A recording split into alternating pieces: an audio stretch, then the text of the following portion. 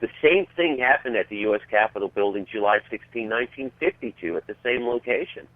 50 years, exactly 50 years apart, except the 1952 sample was a motion picture sample, again, 16-millimeter film, and the 2002 sample, 35-millimeter film, showing essentially the same kinds of technology that were imaged in 1950 in the air 2002 at the U.S. Capitol building. So the objects are still here. So where do we go from here? If they're here, if civilians know they're here, if the military knows they're here, if NASA knows they're here, if the government knows they're here, why the big con game? Well, first of all, we're in the middle of this worldwide destabilization, and you see all of the countries at war and economies falling apart, and everything that's associated to that destabilization was politically motivated. And you look at how, for example, when you look at how politics is orchestrated and how certain countries with power and how their hand goes into things, and how the Middle East was destabilized essentially by the United States in terms of the political destabilization that took place, because it worked in America's advantage to be positioned in a completely different standpoint, so to speak. So it works to their advantage to have the regimes that they know they can manipulate in their favor in power. So it's all a way of making things work to your advantage. It's basically how the underworld used to handle criminal regimes back in the Al Capone days, the way they handled business. It's all the same way today. Only difference is it's 2014, not 1930, 1940. So where do we take it from here? Where does the human race take it from here? How do we change things? Well, that would be up to our governments, but the first step would have to be the governments would have to acknowledge that indeed extraterrestrials are here. Because I did a show with the BBC called Uncovering Aliens, and there was a doctor, Dr. Rob Wood, who indicated that the frequency of an event would indicate one of two things. It would indicate a strong extraterrestrial presence in terms of a base, or indication of a dimensional portal, which indeed is the case in what I'm imaging over my home 7 blocks from the White House. So with all of the frequency of events that are taking place, it should work to our advantage for the governments of our countries to say, indeed, we are in contact and are being visited by extraterrestrials, but instead we prefer not to say that because it's still looking at the fact that most countries, including the United States, are starting to destabilize, at least economically. Then it doesn't work to our advantage to put more fear into the system that's already broken. So what they're not doing is not telling you the full picture because it's already broken and messed up enough. Why make it even more messed up by throwing in the full Monty and, really making people totally upset by informing them that we're not alone? That would make things even worse.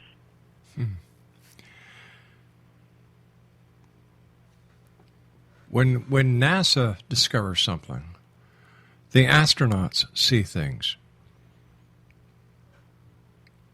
Members of the military are seeing these objects in the sky, on the ground, in bases.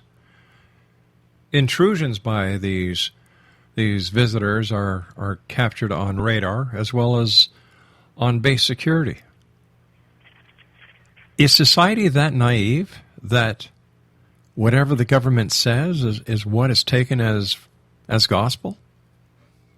It is, because, like I said, 73% of the world population has to be told what to do, and we're talking about those specific individuals. And in their mind, if they're told that it is not real, it is not real, because that's all they need to know. It's been preconceived for them.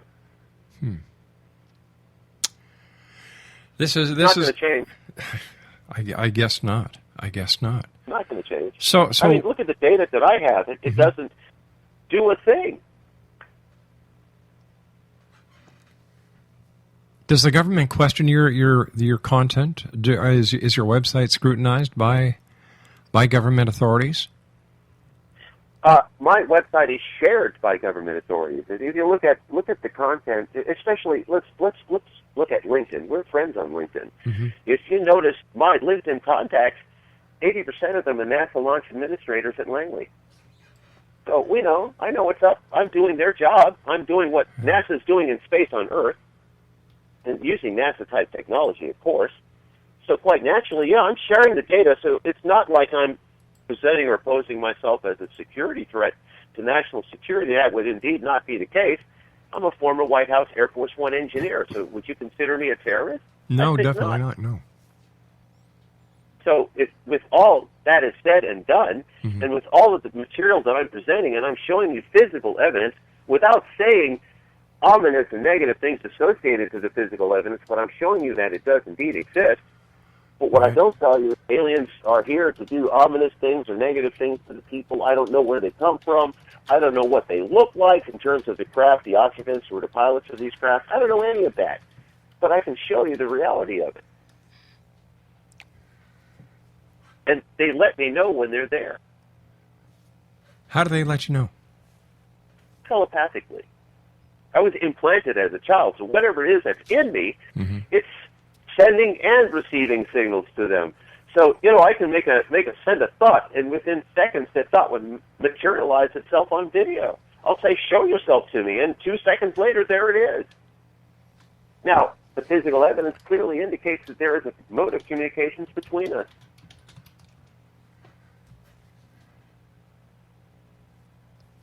Have you? It's not about making statements. It's mm-hmm. about showing factual evidence. I'm not telling you anything. I want you to look at the data more so than me telling you about it. Have you any physical evidence to substantiate the claims of? I'm not talking about photographic evidence. I'm talking about physical evidence. You say that you've been implanted. Do X-rays show any implants? Is there any medical documentation to corroborate your claims? I'm not calling you a liar. Please don't take me wrong. Well, no, that wouldn't be the case here. But again, let's look at the physical evidence, and the physical evidence is all close proximity. Now, how would a person like myself be able to photograph events like that in close proximity? What do you think? How do you think that's possible? And most people believe mm-hmm. that it's fictitiously generated because it's so far-fetched that very few would even imagine the realities of what's being imaged. So with that in mind, if you put one and one together and you see that for some reason these objects are landing in front of me and mm-hmm. I can walk up to it and touch it, then there must be some connection associated to both the anomaly and myself, and that connection would be the implant that was put in me when I was 5. Now, in 1962, the level of technology didn't have MRIs.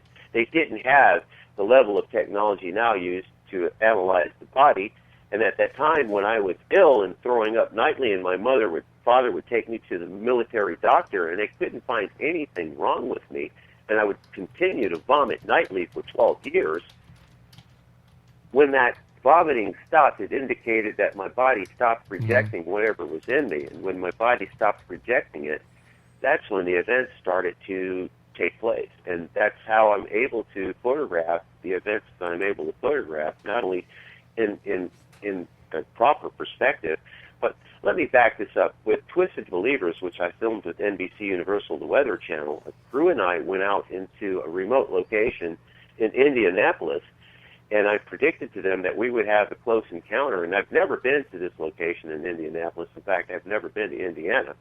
And in this remote location, within 15 minutes of setting up the camera technology that I set up, a large red pyramid with a 3-mile-long pyramid with a 3-mile-long tail streaked by us silently. And if it was not for the fact that my camera not only captured it, and there were crew of people that were out there with me that witnessed it, nobody would believe the physical data that I photographed because it looked staged. Huh. Unbelievable. Staged meaning object flew directly in front of the camera, towards the camera, directly, as if it was perfectly framed for that event. And I predicted that, and the camera photographed it. As I said, strange, unbelievable, and yet... Well, if you have to look at the information, and, here I predicted an event, and the camera set up and photographing the event that I predicted perfectly, then that must indicate that they told me how to set it up, and they did. Are there other people on this planet right now that have the same ability of communicating with ETs as you have?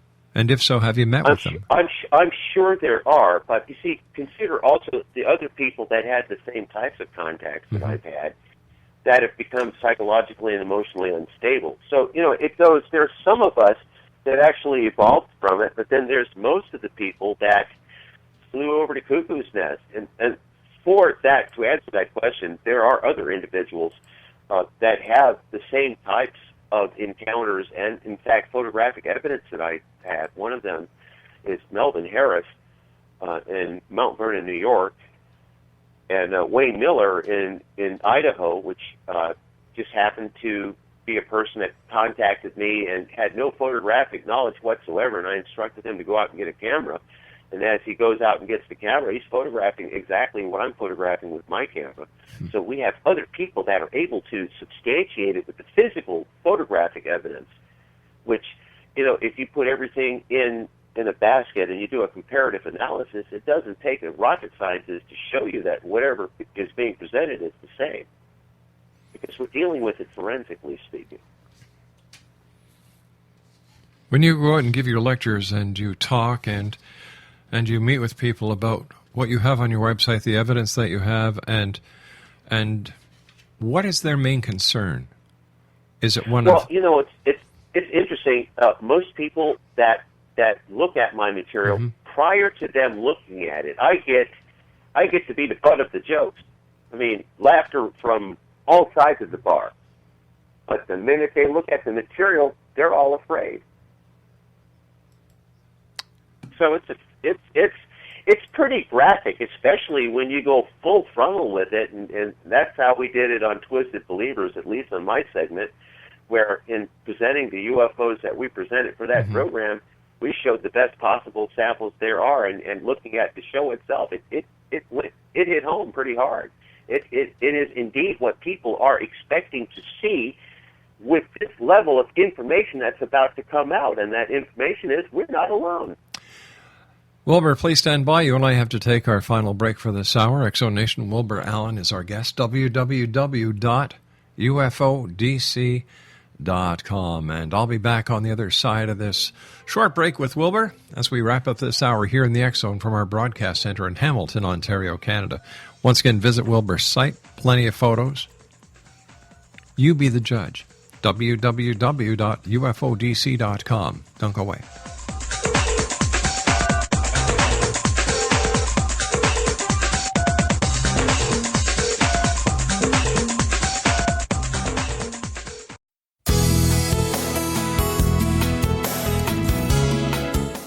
With each new extreme weather event or terrorist act, it becomes increasingly obvious that we live in uncertain and challenging times. We all buy car insurance. Why not collapse and catastrophe insurance? Matthew Stein, an MIT-trained engineer and green builder, has written 2 outstanding books to help people prepare, plan for, and deal with everything from minor situations lasting a few days to full-on collapse. Matt's first book, When Technology Fails, is a manual for self-reliance, sustainable living, and surviving the long emergency. This massive book covers the gamut from first aid and emergency preparedness to alternative healing, renewable energy, primitive living skills, and 18th century technologies that could be critical to your comfort and survival in a long-lasting crisis. Matt's second book, When Disaster Strikes, is a comprehensive emergency preparedness handbook and survival guide. When Disaster Strikes is an essential item for every family's go bag. Both books are available at all usual sources. There's a wealth of totally free information posted at whentechfails.com, and author-signed copies may be purchased at mattstein.com. That's www.whentechfails.com and www.ufodc.com. MATSTEIN.com.